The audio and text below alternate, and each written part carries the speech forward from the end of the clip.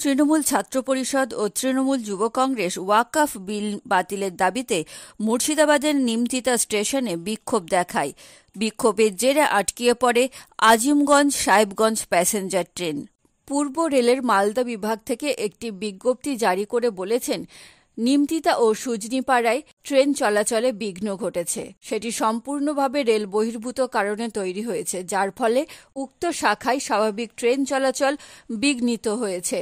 ঘটনাস্থলে RPF, GRP এবং স্থানীয় পুলিশ পৌঁছে যায়। মালদা বিভাগের পক্ষ থেকে আরও জানানো হয়েছে যে রেল চলাচল বাধা সৃষ্টি করা উচিত নয়, কারণ এর ফলে বহু নিরীহ যাত্রীকে চরম ভোগান্তির শিকার হতে হয়। সাধারণ মানুষের কাছে পূর্ব রেল মালদা বিভাগ অনুরোধ জানিয়েছেন যেন কোনোভাবে ট্রেন চলাচলে বাধা সৃষ্টি না করা হয়।